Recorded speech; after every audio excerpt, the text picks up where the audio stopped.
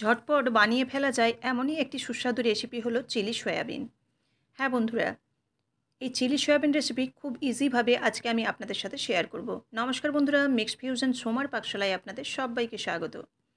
Chilli soybean বানানোর জন্য প্রথমে লাগছে সয়াবিন, আর এই সয়াবিনটাকে আমি প্রথমে জলটা গরম করে নিয়েছি, তারপর তার মধ্যে লবণ দিয়ে দিলাম। লবণটা দেওয়ার পর এখানে সয়াবিন দিয়েছি, সয়াবিনটা দিয়ে সয়াবিনটাকে এখানে গরম জলের সাথে একটু ভালোভাবে নাড়াচাড়া করে মিশিয়ে জাস্ট ফুটে গেলেই বন্ধ করে দেবো। সয়াবিনটা এখানে একটু নরম করে সেদ্ধ করে নিতে হবে। এই যে দেখুন ফুটে গেছে, এবার কিন্তু আমি ভালোভাবে চেপে দিচ্ছি যেহেতু উপর দিকে ফুলে উঠেছে। এবার গ্যাসের ফ্লেমটা অফ করে ঢাকা দিয়ে দেবো। এবার ঠান্ডা হয়ে যাওয়ার পর এই যে জলটা আছে সয়াবিনের ভেতরে, সেই জলটাকে কিন্তু হাত দিয়ে চেপে চেপে বের করে নেব। জলটাকে যতটা সম্ভব চেপে চেপে বের করে নিতে হবে।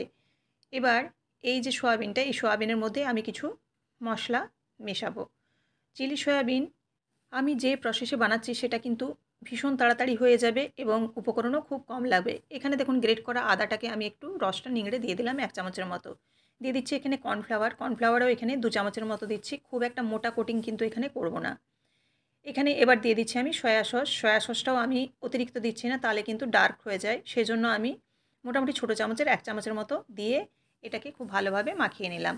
আর সয়াবিনটার মধ্যে যেহেতু আমি লবণ দিয়ে সেদ্ধ করেছি, সেজন্য এখানে আর কোনো রকম লবণ ব্যবহার করলাম না।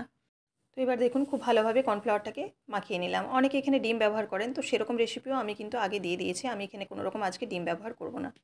এবার সাদা তেল দিয়ে দিয়েছি। সাদা তেলের মধ্যে গরম হলে এই যে সয়াবিনগুলো আমি কম কম করে দেবো, একটু ডিপ ফ্রাই করে ভাজবো। তাই এখানে আমি দুবারে এই সয়াবিনটা ভেজে নেব। তো প্রথমবারে দেখুন কম করে দিয়ে দিচ্ছি, দিয়ে সয়াবিনটাকে একটু হালকা লাল করে ভেজে তুলে নিলাম। এবার বাকি যে সয়াবিনটা আরও আছে সেটাও কিন্তু এই তেলের মধ্যে দিয়েই আমি ভেজে তুলে নেব।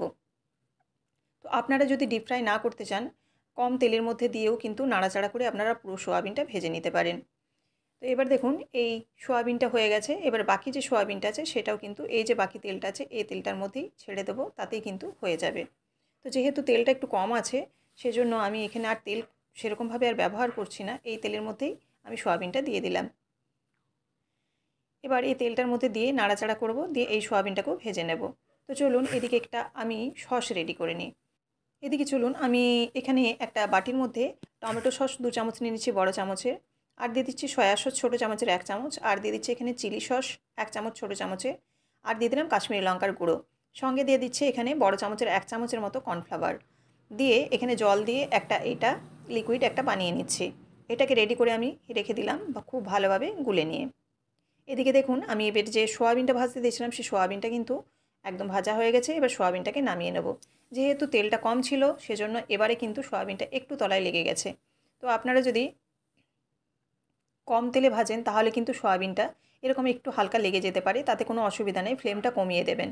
এবার দেখুন খুব কম তেল আছে এই কড়াইটার মধ্যে, এই একই তেলে কিন্তু আমি দিয়ে দিলাম রসুন কুচিটা দিয়ে আমি সঙ্গে সঙ্গে পেঁয়াজ এবং এর মধ্যে দিয়ে দিচ্ছি গ্রেট করা আদা, আর দিয়ে দিচ্ছি এখানে কাঁচা লঙ্কা, দিয়ে এবার নাড়াচাড়া করে নেবো সব কিছু। এই পেঁয়াজের ক্রাঞ্চি ভাবটা যাতে চলে না যায় সেজন্য খুব হালকা করে কিন্তু আমি নাড়াচাড়া করব। খুব হালকা করে আমি এখানে নাড়াচাড়া করে নিয়েছি। পেঁয়াজটা যখন একটু হালকা নরম হয়ে গেছে তখন এর মধ্যে দিয়ে দিচ্ছি একটু লবণ। লবণটা আমি প্রথম দিকে দিইনি, প্রথম দিকে দিলে পেঁয়াজটা অতিরিক্ত নরম হয়ে যাবে, সেজন্য একটু নেড়েচেড়ে নেওয়ার পর লবণটা দিয়ে নাড়াচাড়া করে নিলাম। নাড়াচাড়া করে এবার এর মধ্যে যে আমি সসটা গুলে রেখেছিলাম সেই সসটা দিয়ে দেবো। এবার এই যে সস আর কর্নফ্লাওয়ারের যে ঘোলটা বানিয়েছি এই ঘোলটা এর মধ্যে দিয়ে দেবো। দিয়ে এবার নাড়াচাড়া অনবরত করতে হবে, কেননা এখানে কর্নফ্লাওয়ারটা দেয়া আছে আর কর্নফ্লাওয়ারটা খুব তাড়াতাড়ি কিন্তু দলা পাকিয়ে যাবে, সেজন্য কিন্তু অনবরত নাড়তে হবে। আরও কিছুটা আমি জল দিয়ে দিলাম, একবারে নইলে ড্রাই হয়ে যাচ্ছিলো, সেজন্য আমি আরও বেশ কিছুটা জল দিয়ে এবার নাড়াচাড়া করে এবার দিয়ে দিচ্ছি ভেজে রাখা সোয়াবিনগুলো দেওয়ার পর এবার নাড়াচাড়া করে খুব ভালোভাবে কিন্তু মিশিয়ে নেব।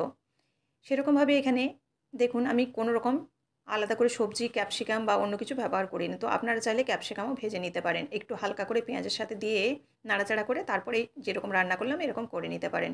খুব সামান্য কিন্তু এখানে আমি চিনি ব্যবহার করলাম, কেন কি এই চিনিটা দিলে এই যে সসগুলো আছে এর যে হালকা একটা টক ভাব আছে সেই টক ভাবটা কিন্তু ব্যালেন্স করে নেবে। তো অবশ্যই একটু চিনি মেশাবেন, তাহলে কিন্তু একদম রেস্টুরেন্টের মতো খেতে লাগবে। এবার দেখুন খুব ভালোভাবে নাড়াচাড়া করে নিয়েছি। আর এই পর্যায়ে যদি আপনারা আরও ঝাল খেতে চান তাহলে কিন্তু উপর থেকে একটু কাঁচা লঙ্কা ছড়িয়ে তারপর নামাবেন।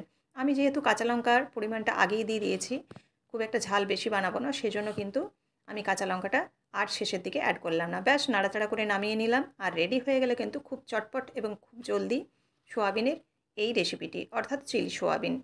তো রেসিপিটি যদি ভালো লেগে থাকে অবশ্যই লাইক, কমেন্ট এবং শেয়ার করবেন। আর এরকমই প্রত্যেক দিন নিত্য নতুন রেসিপি পাওয়ার জন্য অবশ্যই চ্যানেলটিকে সাবস্ক্রাইব করে বেল বাটনটি প্রেস করে দেবেন।